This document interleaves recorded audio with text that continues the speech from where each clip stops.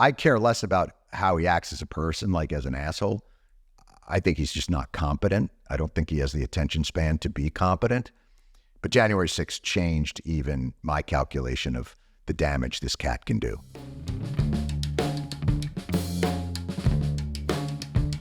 Hey, everybody. Welcome to the Weekly Show podcast. My name is Jon Stewart. We have less than 1 week to the election, and I think I speak for everybody when I say,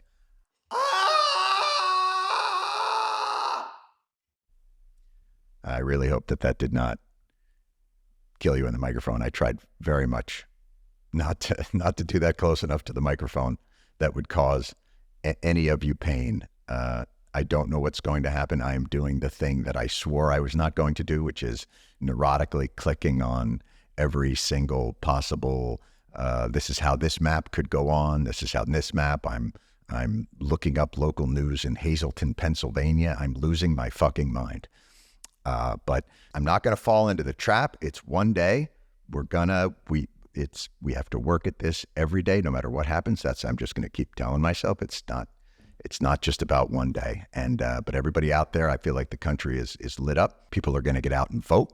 They're going to knock on doors. They're going to do all the things they can possibly do to protect this thing. And, it's been a wild closing moment. And I got to tell you, seeing that rally that Trump did at Madison Square Garden, I've spent a lot of time at Madison Square Garden since I was a kid, seeing the Knicks, seeing the Rangers. And I got to be honest, I got to tell you, almost every time I'm in that building, somebody brings up the 1798 Alien Enemies Act. I mean, it just always happens that way. You're cheering for your team, and then somebody will go, hey, what if we interned a giant group of people, many of them Americans, because I've ginned up fear about them. So it wasn't unusual for me to see that on the floor of the garden. God. I wanted to get into a little bit today, this idea. It's just a strange thing to watch. The flags flying and the don't tread on me and the patriotism. And then Trump gets up there and he just clearly shreds the idea that he has any love or understanding of the Constitution of the United States of America. And we're going to have two guests that are going to come on and discuss it. And actually, oddly enough, and we don't do this very often, at kind of a real dichotomy of political views. Mona Charen, who is the policy editor of the Bulwark, which is a conservative internet presence, and she's a conservative columnist. She's been that for a long time. And Laurence, who's just, a legal lion, and as I'm sure you'll be able to tell, liberal. He's liberal. But we're going to talk a little bit about just how in the hell we got to this place where the symbols and icons of the Revolutionary War are being used to prop up a guy who clearly, as he begged the Supreme Court to give him absolute immunity, would like to be king. And we'll get into that right now. So to get right to it, with less than a week to go to the election, we're delighted to have our guest with us, Mona Charen, policy editor at the Bulwark and host of Beg to Differ podcast, and Laurence H. Tribe, Harvard University professor emeritus. By the way, the H, and I didn't realize this, Larry, stands for Harvard. I didn't know that your middle name. Yeah, my parents were very farsighted. It's unbelievable, the premonition they must have had. I want to thank you both for being here. The question that I want to talk about is there's something that has somewhat baffled me about, well, there are a few things that have baffled me about this MAGA movement. But the main thing is it is steeped in the iconography of patriotism, of the revolution. It's we the people. It's on the buses. It's all about fealty to the Constitution and reverence for the founding fathers. And yet they are supporting an individual who seems to, if this were the revolution, I mean, they'd be Tories.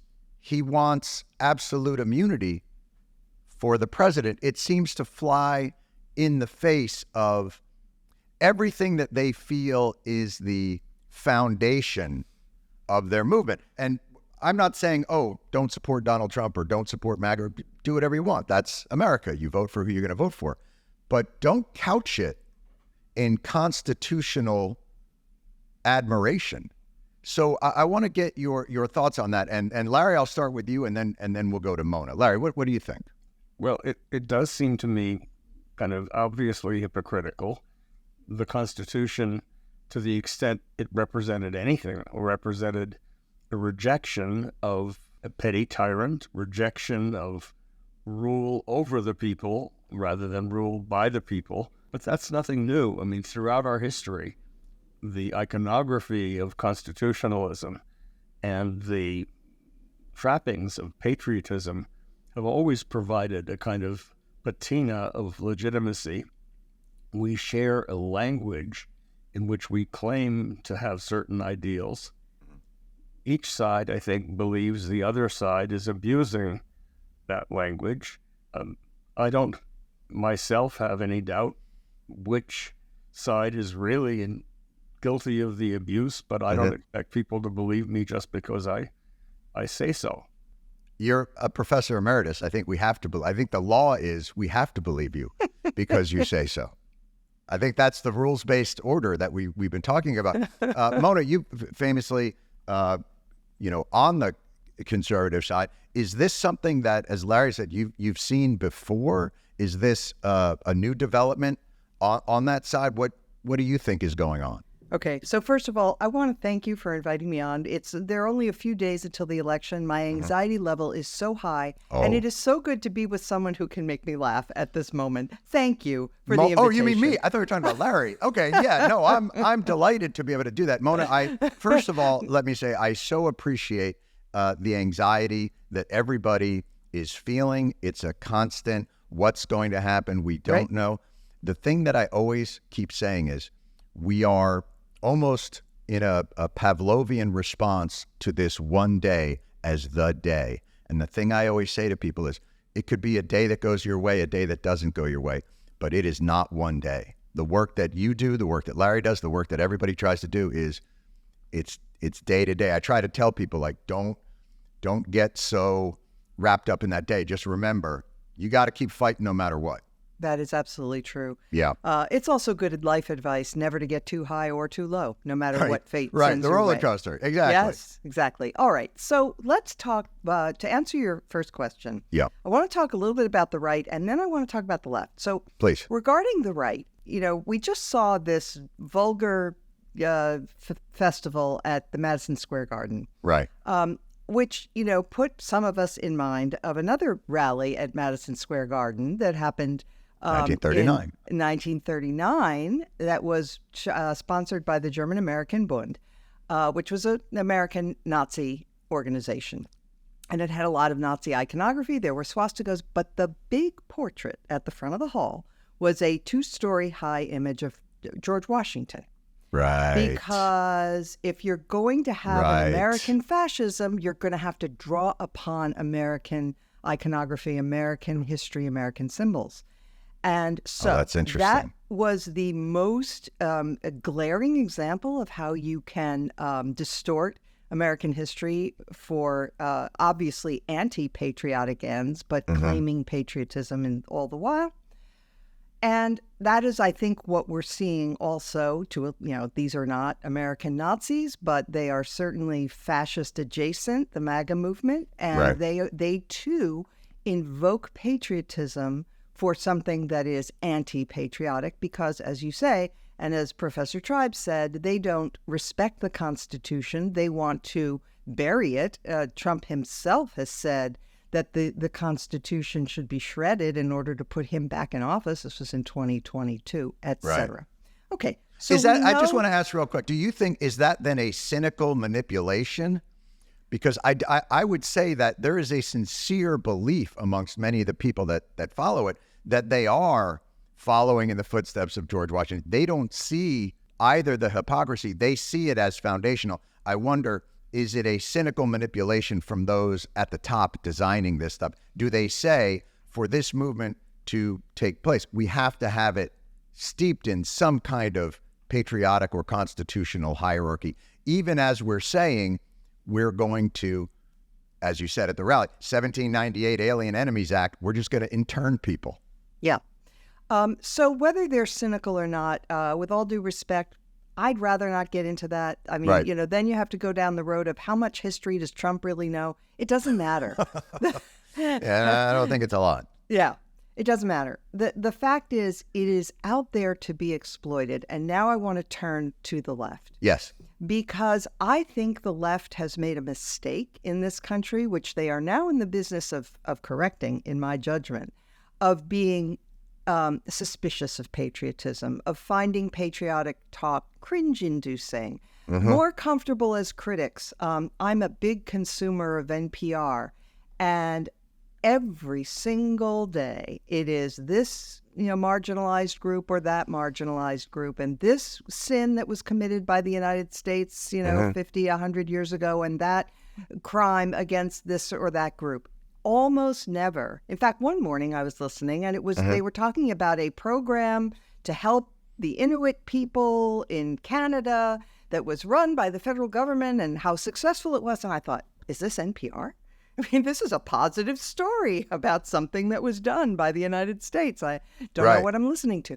So I think the left is figuring out, or at least the Kamala Harris campaign has very smartly recognized that it's a better bet to be patriotic, to say you are, in favor of the American flag, not to let the right steal that from you, and to celebrate American exceptionalism, American virtues, as well as obviously recognizing our flaws. I'm not saying we should all be chauvinists or jingoistic, but I do think the left needs to recognize the importance and the power of patriotism in American politics. That's such an interesting point, because I think, and Larry, I'll ask you about it. Sure. My sense of patriotism, I guess, is so different from that. I actually view the criticism of the United States and its actions as the highest order of patriotism. So it's interesting to hear you say, I don't view it as a repudiation, I guess, of the Constitution or of the founding. I view it as the struggle to live up to what is clearly something that we weren't able to live up to, and that criticism for those groups is crucial to the journey of being able to separate nationalism from patriotism, or love of country from clear-eyed vision of its flaws and its benefits. But Larry, what's your thought on that, the criticism of the left for that? Well, first of all, I agree very much with your way of describing patriotism, at least the way I have felt it. I feel that I love my country most when I am taking advantage of the freedom it provides to join in the enterprise of ever improving it. I came to this country when I was not quite 6 years old. My parents were so you Russian. can't be president. No, Well, we just broke some news. I didn't even know he was running. as I'm not old enough. Oh, No, I came to the country as a Russian Jewish immigrant. I have loved the country ever since I got here. One of my favorite possessions is an American flag that my father, because he had become an American citizen before being interned by the Japanese in Shanghai, where I was born, my father hid it in the false bottom of a trunk, knowing that if it were discovered, he would be tortured, perhaps killed. When he died, my mom gave me that flag. It means a lot to me personally. It's a symbol of what I love. But when people started burning the flag, and others, and I was as offended as anyone, when others said, they should be punished for burning the flag. You guys have it backwards. What they are doing is expressing in the strongest way they can their opposition at the time to the Vietnam War. Let me say also that although I agree with Mona when she says it is a strategic mistake as well as a conceptual error to equate genuine Americanism with some kind of chauvinism. That's a mistake, but it's also a mistake to talk about the left or the right as a monolith. As a monolith. I mean, there are undoubtedly some people in the MAGA movement who are scheming and know perfectly well how they're manipulating symbols in order to sort of play to people's grievances. There are others who are taken in. There are people on the left, across the spectrum. The less we lump people together, either by race, by ethnicity, by religion, by political party, by a particular point on the ideological spectrum, the more open we are to an ever-improving union. And that's what I so love. I mean, I'm so grateful to the country for... It's not static. It's not static. Right. The whole thing, when Barack Obama was a student of mine, and I was so lucky to have him. You taught him? Oh, yeah, he was in That's where he learned all those communist values. Yeah. Tribe. Where they come from. But when he was in my class, he kept emphasizing a more perfect union. That's right. He loved that. He was talking about that even back then. Yeah, even back then. He was really the only first-year law student that I can remember who was so impressive to me at the time. Right. Before he learned anything from me. My research assistant, we wrote some articles together. And it was because of his belief that it was a project that right. never finished. It was very much like Lincoln, a more perfect union, the better angels of our nature. That's what I value. Mona, I want to ask you, because this actually really is, it's a fascinating discussion because it gets to kind of a visceral and emotional truth, right? As opposed to a, kind of a constitutional truth, which is the thing that everybody tries to divine. So the emotional truth is, it really depends on who is doing the criticizing, how that criticism is viewed within the public. I could make the case that nobody has criticized America or been more angry at it than Donald Trump. Right. He is calling it a garbage can, and he is saying we are the worst country in the world. And his solution is, which, by the way, again, seemingly against the constitutional principles, is the only solution is he as the Lord and Savior. But I want to ask you, when you hear the criticism on NPR from a group that might be described as marginalized, does that hit your ear differently than hearing a criticism from a group in a Rust Belt, a white blue-collar town, and they're criticizing America for its policies? What would be the difference of that, and how does that hit differently? Yeah. So it doesn't hit me differently, and I do agree that one of the almost unique strengths of this country is our capacity for self-criticism, our willingness to look honestly at our own history and our flaws and move toward a better future, constantly having the idea that we're improving things and more perfect union, right? And so, I get what you're asking, which is, that people are much more tolerant of criticism from their own side. They don't see that as unpatriotic, whereas when it comes from the other side, they tend to. Well, what's interesting is criticism from the right is actually not, like the left, I don't think views the right's criticism as unpatriotic. I think they only I'm view it. I'm not so sure. I mean, really? I loved it, frankly, when Governor Josh Shapiro of Pennsylvania said about Trump, he said, "Stop shit talking America." Right. And that's so I do think there's been pushback to that. They've noticed that this is the kind of rhetoric that the MAGA people are using, and they've responded very well. But look, it is a strength of ours to be able to be self-critical. I just think there does come a point where it goes too far. Now, of course, the MAGA people, I reject their entire criticism of the United States because I think it's completely unfounded. Their view is that the United States is terrible because we are importing criminal immigrants, and because our cities are hellholes, and because our crime is through the roof. None of that is true. So I don't accept their criticisms. I do accept some criticisms from the left, absolutely. We have a history of slavery and discrimination. We haven't gotten over all of that. But I do think, to return to the earlier point, sure, that the left can take it too far also. Right. And so, when you were saying you think it's the highest form of patriotism to criticize your country, I would just ask, I don't know if you're married, but If you're Wait, what?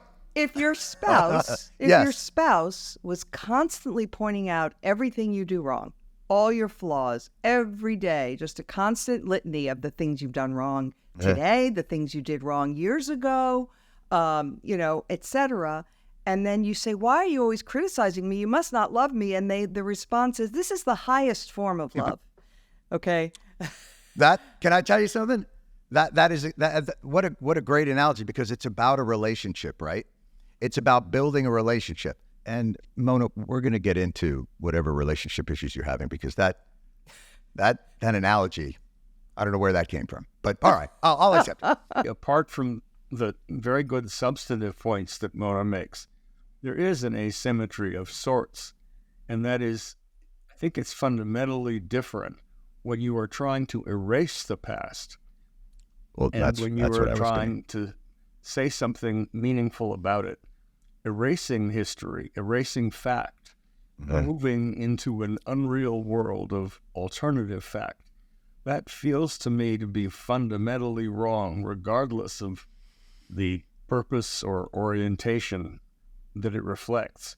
I mean, we're not ever going to make any kind of progress as a society if we don't have some shared reality, some shared conviction that some things are true and others are not. Right. Not limited to the truths of mathematics or something. We may not know how to prove that napalming babies is wrong, or that splitting families apart cruelly is wrong, but we know it. We know it as deeply as we know that the road to hell is paved with good intentions. But then, to Mona's point, criticism has to be leveled kind of fairly across the board. But I want to get back to quickly the relationship analogy, and then move into what that idea is about our shared reality.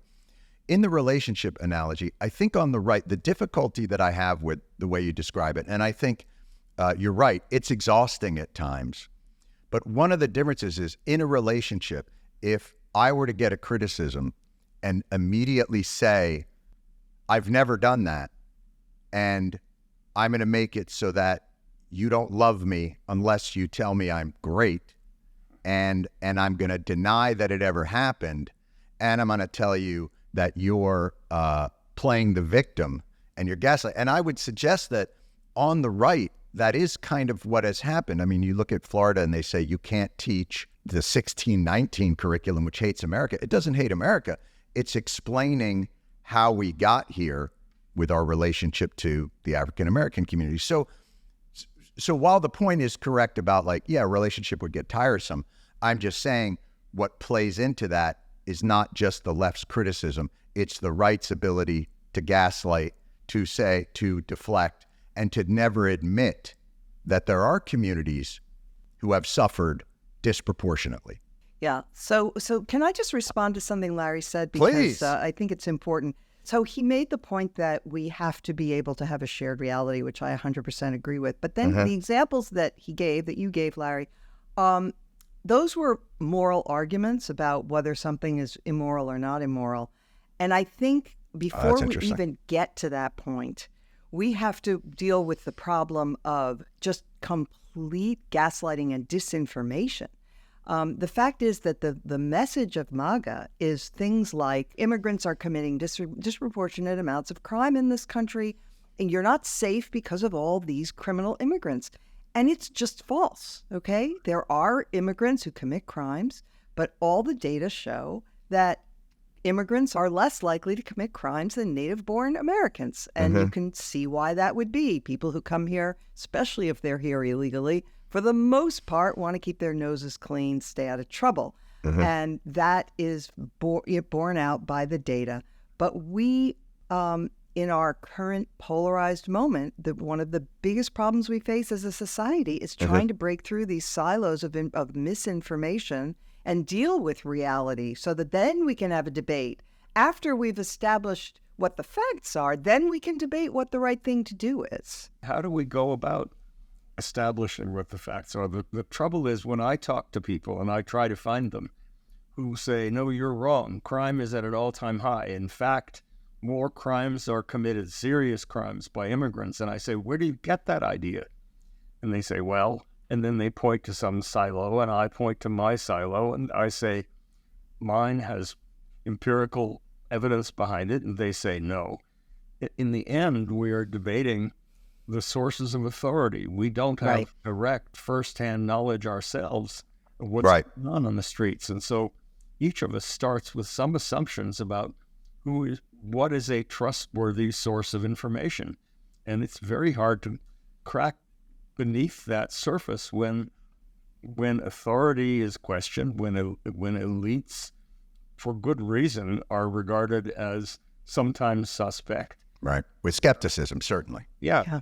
All right. I'm gonna broach both of your areas of expertise then, because I think together we have the solution. So, Larry, obviously, constitutional law, the profession of law. Mona, you've done fabulous journalism in these various areas.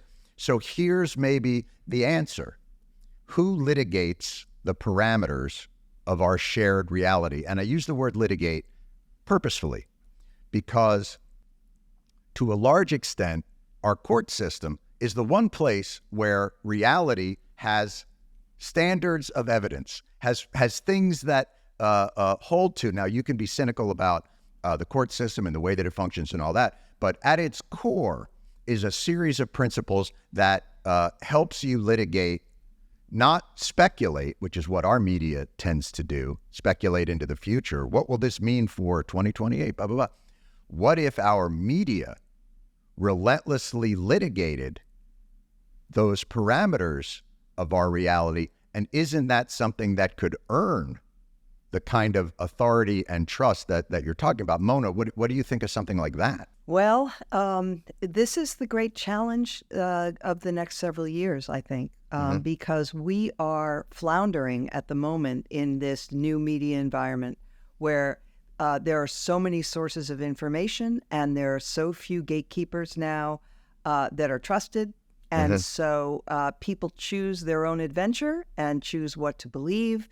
And getting people to agree on certain, to trust certain authorities. One of the things that I think has been the most damaging thing about Trump, which is why one of the reasons that I opposed him right from the get-go, is that one of his missions is to undermine faith in all institutions that could possibly damage him.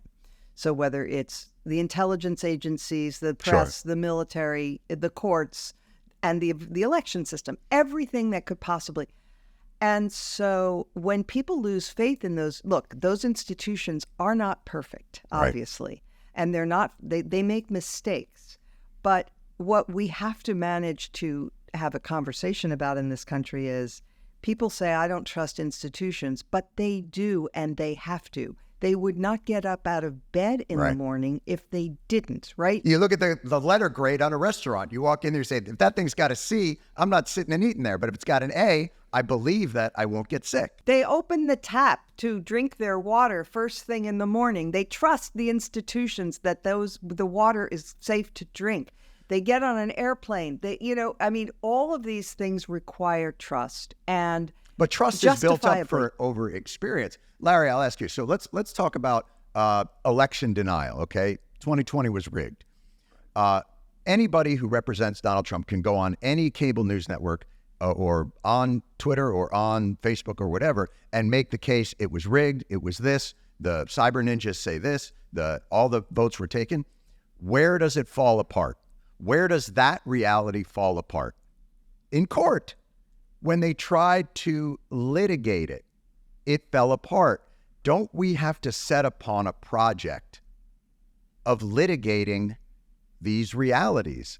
Mona made a great point. Like, those institutions aren't perfect, but there are some institutions that earn your trust over time through your experience. Don't we have to undertake that project? I think we very much do. And because the courts have become so radically and conspicuously politicized in many instances, we're having a much harder time doing that. I mean, there have been times throughout American history when the Supreme Court has veered very far to one direction or another, usually to the right. The decision in Dred Scott, in Plessy, Korematsu, Shelby County. All right, now you Plessy and Ferguson, I was with you. Once you went into Korematsu and Shelby County, I was lost. Well, the main point is voting rights have often fared badly in the Supreme Court. Right. Equality has fared badly. But the idea that the court at least followed a method of it, looking at precedent, paying attention to facts, rule of evidence, that tended to hold, even though people would often disagree with where the court came out. I think it came out much too often, much too repressively and regressively, but that's a matter of judgment. Now we have judges who basically say, yes, for 50 years we've agreed that a woman should have control over her own body, but now we say no. Why? What's changed?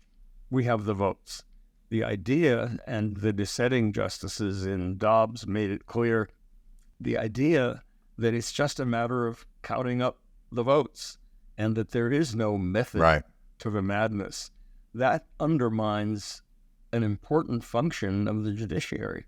And it's a function that we have to rebuild. It can't be rebuilt overnight. Right. The court has lost its credibility for good reason.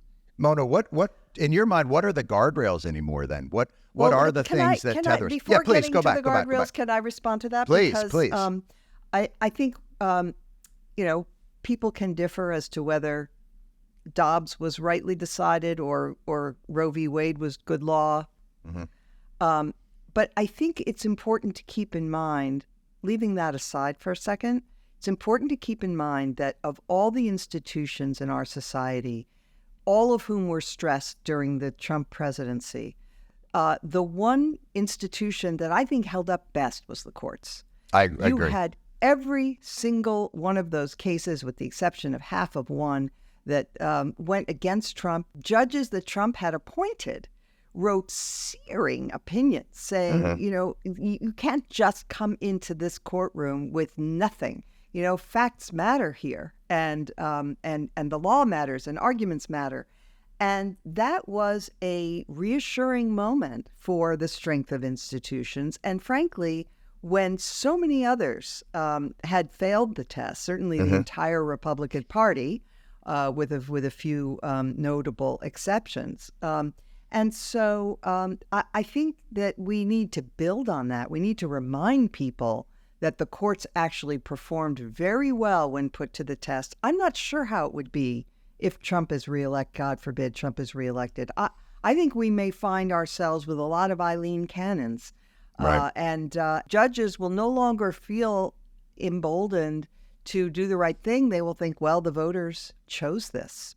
I think Mona is exactly right. I think the judiciary, for all its flaws, held up better than other institutions in 2020. Right. I'm hopeful, cautiously optimistic that will still be true, but it's not a given.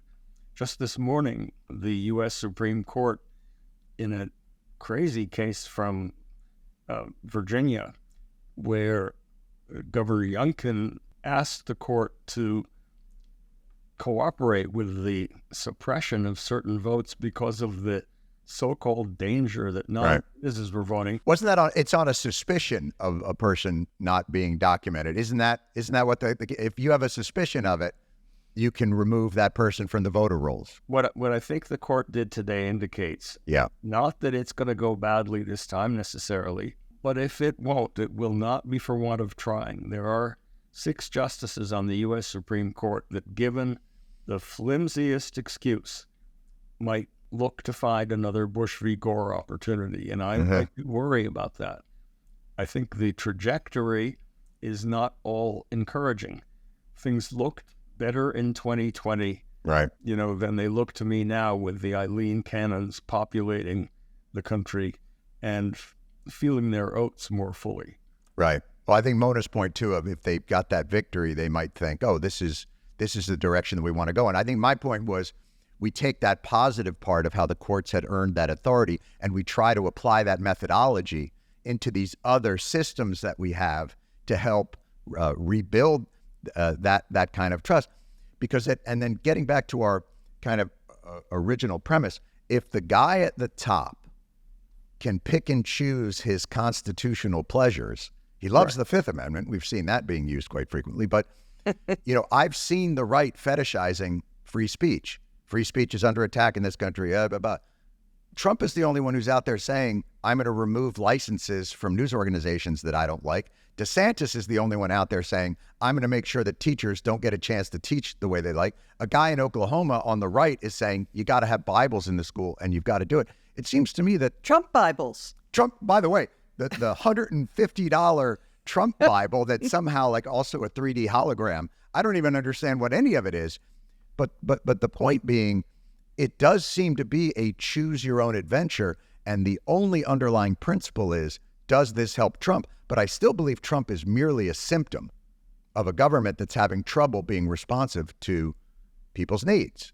Right. And a symptom of an undercurrent of hatred and mistrust and misogyny and racism that has run throughout our history, which is not to say that we're not a great country. We are, because we can face those truths and help to overcome them.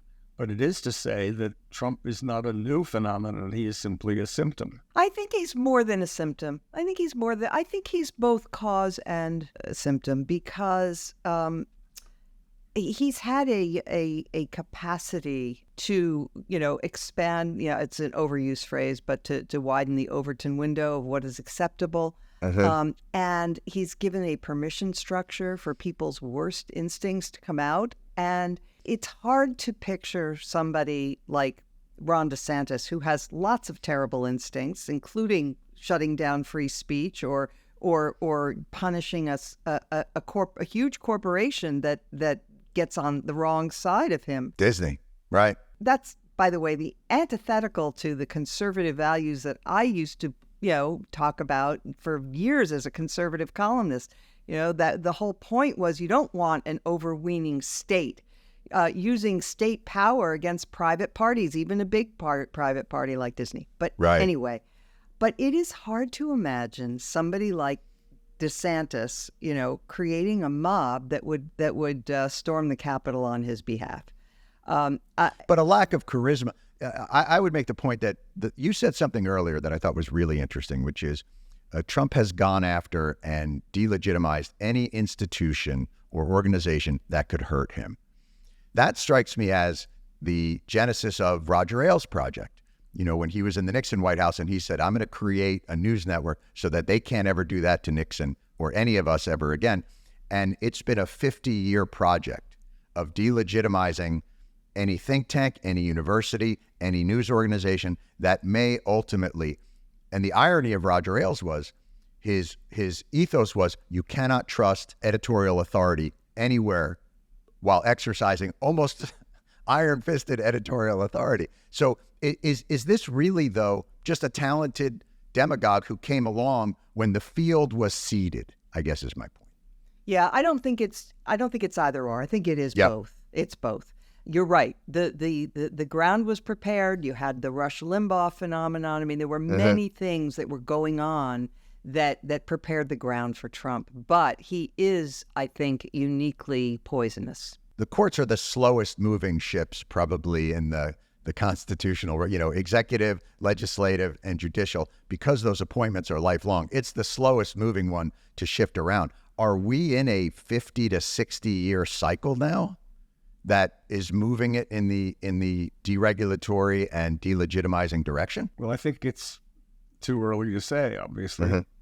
The court has done things very recently that undermine the possibility of meaningful regulation by basically saying, unless Congress specifies in advance prophetically exactly what an agency can do, it's going to be up to us, the courts, to decide how to interpret the powers of the regulatory state.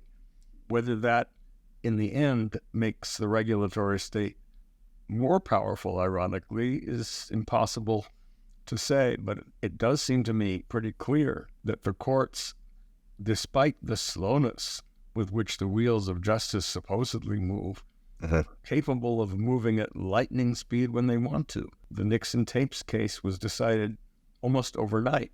The Pentagon Papers case was decided very quickly. By the way, those cases would be decided very differently today. I'm convinced. No doubt they would. Whereas the current court deliberately slow-walked the issues about whether Trump was guilty of violating all kinds of important criminal statutes and trying to overturn the election. They slow-walked that to the point where he'll never be held accountable unless he loses this election.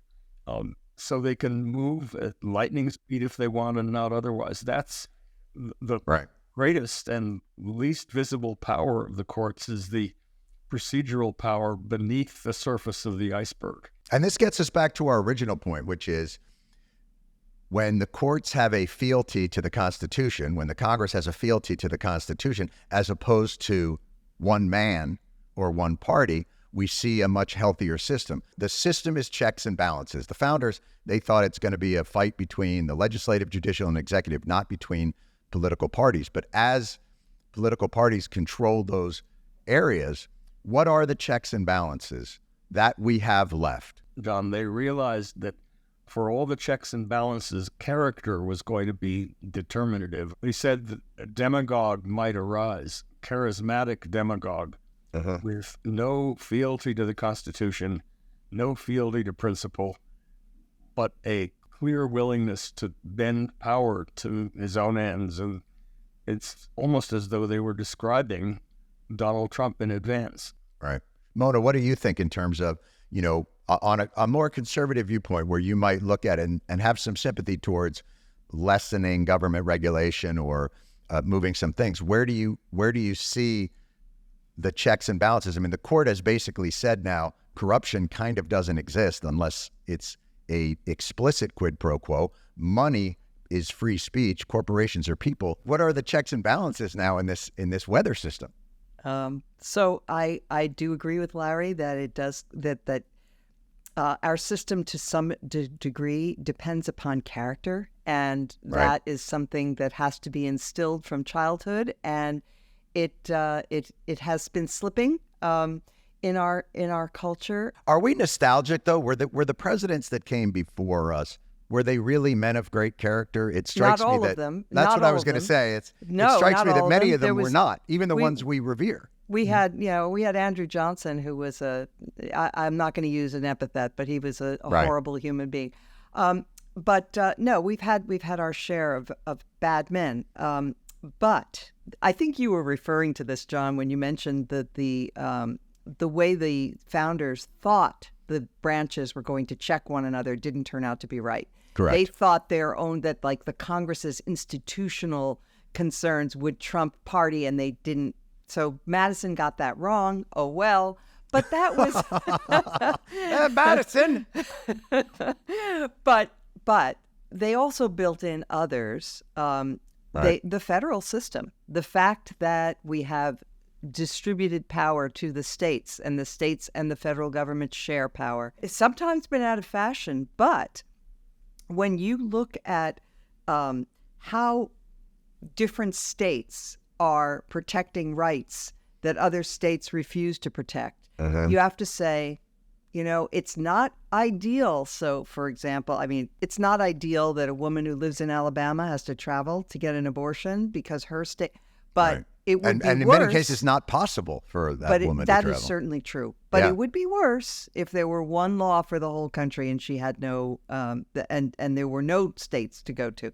So the federal system does provide another set of checks and balances. But in the end, and what we've been discussing is, I think, that none of this architecture can work.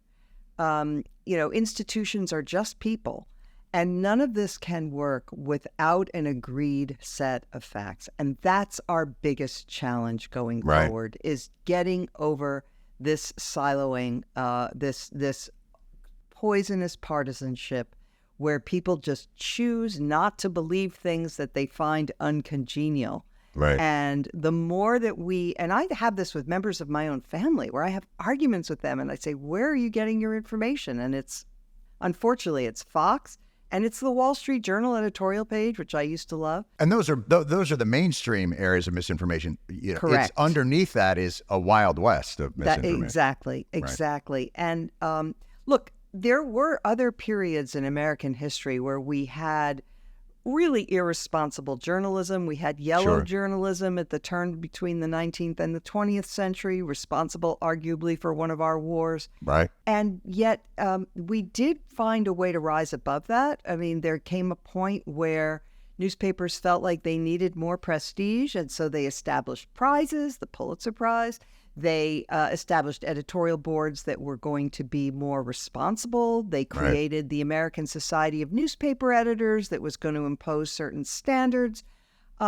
These things, there are precedents. Maybe we'll get meaningful algorithmic reform, and maybe that will change the way that things go. But Larry, you were going to jump in, and I'll let you take us out on a hopeful note, a positive note. Larry Tribe? Come on, Larry. You can do this. I think what's hopeful is that Mona and I, despite our very broad policy disagreements over the years, can agree that the country needs seriously to focus on finding a shared set of factual premises that we can agree on. I'm hopeful that even though there is no algorithm for getting there, Chat GPT or anything else, I'm hopeful that throughout our history we have overcome remarkable challenges. I mean, we did defeat Hitler and Mussolini. We did eliminate slavery, though not completely. We've made enormous progress. And when I look at the hopeful sounds that were struck in the ellipse by what I think is the next president of the United States the other night, I'm nothing other than hopeful. I think we're going to have some bumpy times ahead. Right. But I look forward to being right there at the ramparts. And I agree with what Mona said at the very beginning. Whatever happens, we can't give up. Right. And even in the horrific possibility that Trump comes back to power, and I just don't believe it'll happen. Even then, for us to throw in the towel and say, well, it's all over, we'll never have another election, that would be a terrible mistake. Absolutely. Tim Snyder has made the powerful point, you don't obey the dictator in advance. Exactly. It's the first of his 20 lessons from tyranny in the 20th century. You don't give up in advance. You fight as hard as you can. On the beaches, on the ramparts, on the landing grounds. I so appreciate you guys being here. It's a reminder that as they say, the arc of the moral universe is long, but it bends towards justice. But it doesn't bend that way by itself. There are individuals out there who must, on a day-to-day basis, through great labor and great insight, bend it towards justice. And I thank you both for being a part of that. Mona Charen, Larry Tribe, Thank you guys so much for joining. What a fantastic conversation. Thank you. Great pleasure. Thank you. Look at that. Look at that. The elder statesmen of liberalism and conservatism standing together in wretched disgust of the Republican candidate for president and the hopes that we as a nation. Did you guys think it was like, I felt like what I was doing is like, we still have institutions that can stop this, right? There are still guardrails. Like, even if this happens, like, I think I was almost begging them. Yeah, you were begging to feel a little bit better. Right? And they're fewer and fewer. What am I not seeing in the system that, because I really did feel like, I thought they'd be more bullish on the courts, to be honest with you. I thought Larry was like, yeah, that's over. I think Mona was still a little with it. Well, there's been such like a partisan project to instill these partisan judges at every step of the legal institution. So I don't know how much confidence we can have in anything anymore. How are you guys handling? Are you going through your towns counting signs? Long Islander, so right. So you're not. There's nothing to count other than correct. Trump, Trump, Trump, Trump, Trump, Trump, Trump. Yeah. My town is. I've got a surprising amount of Harris walls out here, which I am surprised about because I am in, I'm in Trump country, and Tracy and I are still playing the Trumper insurrectionist game. Where how's that going? Oh, it's you. Do you don't play that game? What is this game? Is it a gradient? Trumper insurrectionist. Yeah. No, so we'll go by and you'll be like, outside their house will be like Trump Vance and like a little thing, and you'll be like Trumper, and then it'll be F-150 with like giant Trump flags flying out the side of it, and a "Don't Tread on Me" Gadsden flag, and like, "I have a gun and I vote," and we're like, insurrectionists. So you have to judge the level of commitment to the movement. Sounds fun. Well, That's it's a fun game. As you lead up to the election, there's not a whole lot else. You have to find joy somewhere. You have to find joy somewhere. So this will be it. We'll have a show after the election, obviously, right? Still, Yeah. right? See this, you know what this feels like to me? Y2K. Now I'm old, so you guys were like 3 and 5. At midnight at Y2K, even though it did seem clear, like there was that feeling of like, are we still here? Yeah. I do wonder if we're going to have that feeling of like, are we still here? Yeah, I have been bifurcating like all of the plans that I've been making for the last month as like pre and post. Right. And like, I might see you that week. I don't know. Do some of them include like, it's either going to be like, we're all going to go to Lucali for pizza, or I will see you in Sullivan County in my cabin. Brittany, how are do the listeners have any thoughts on the We have some good ones this week. All right, what do we got? We have a theme, if you can't tell. This listener said, "This will be both the second time I'll be voting and the second time I've been told this will be the most important election of your life." Yeah. How many of your voting experiences have felt this important, if at all? Boy, that's such a great question. I actually think now that the more we are inundated in a media environment like Twitter, about that, it heightens it in the way that, look, they have a stake in the urgency of this. And that is not to suggest that it's not important, but they're all pretty fucking important in truth. You know, think about Bush Gore and what a different world we might live in if that thing had gone a different way. I mean, you can Monday morning quarterback the entire universe, and, you know, we can always, if it had only gone this way, we'd all have flying cars by now. But like, you really don't. You don't have it. The only people that really see the future are the writers of The Simpsons. So I don't, but I have great sympathy for someone who is just starting on their voting journey and is already being told that the future of the world is in their hands in that booth. But yeah, hang in there, keep voting. Well, actually, this is kind of a follow-up this question, because 20 years ago, we were in the thick of George W.'s reelection campaign. Mm-hmm. And this person wants to know, how would you compare that to the potential reelection of Trump in 2024? Well, I think at that time, so it's sort of, at that time, we did think, this is crazy. You know, we were coming off of, I think, 8 years of Clinton, and there was a certain, you know, that's when Clinton came in, although Reagan was controversial too, you know what? It's always been a part of it. There's always been a kind of apocalyptic undercurrent about everything that has gone on. It may be, I think Trump might be one of the first people to really live up to it. Like, and I would say January 6th is the demarcation point for that feeling, where you're just like, that was a line that I didn't think would ever get fucking crossed. And he just he walked across it. So in the moment, I think you're always feeling the import of it. But you always thought these are people of a same piece. They have policies you don't agree with, too right wing, maybe more interventionist, less interventionist. He's the first guy I can remember who was like, I'm going to do a completely different system of government. Yeah. And I'm going to step over certain guardrails of constitutional propriety that like means, we're not in the same ballpark anymore. So this one, But for me, January 6th, other than the, you know, like, he's rough and like, I care less about how he acts as a person, like as an asshole. I think he's just not competent. I don't think he has the attention span to be competent. But January 6th changed even my calculation of the damage this cat can do. And it keeps changing, it feels like. Yes. The goalposts will always be moving. That's right. I do believe that is correct. But hang in there, viewers. I wonder if next week all the listener questions would be like, how do you order something where you can drink your own urine in the forest and survive on mushroom soup? What's your go-to survival pack? What's your go-to go bag to get out of town? Yeah.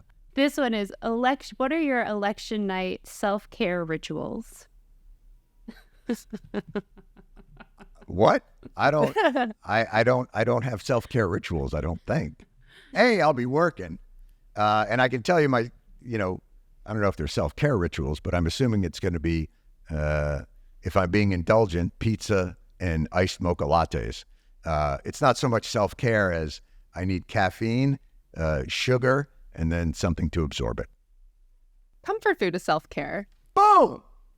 It's actually not even comfort food. Like, it makes me feel like shit. Well, fabulous. Listen, guys, you've all done such a great job in putting this show together. I hope the listeners understand that. I get to show up Brittany will send me a text at 10:55 and go, "We're ready for you." But what that means is that they've seeded the ground and made everything and made it foolproof, me being the fool. And I just thank you guys for all the just ridiculously good work you've done leading up to the election. And we're keeping it going. We're going to loosen it up, I'm sure, after the election and get into all those great juicy topics that we talked about. But thanks for getting us there with such thorough preparation. Just fantastic. Well, thank you for making us laugh along the way. It's been very stressful. It's very stressful. Brittany, if they want to get a hold of us, how do they do it? Please, Twitter, We Are Weekly Show Pod, Instagram Threads, and TikTok, We Are Weekly Show Podcast. And please like and subscribe our YouTube channel, The Weekly Show with Jon Stewart. Boom. Lead producer Lauren Walker, producer Brittany Mehmetovic, video editor and engineer Sam Reed, audio editor and engineer Nicole Boyce. I don't want to forget Rob Vitola, who is off on paternity leave right now. He'll be running back. Research and associate producer Jillian Spear, and the executive producers Chris McShane, Katie Gray. Once again, thanks so much for your great work, guys. And we will see you. Oh, God, this sounds so Hamilton. I'll see you on the other side of the war. All right. Bye-bye. The Weekly Show with Jon Stewart is a Comedy Central podcast. It's produced by Paramount Audio and Busboy Productions.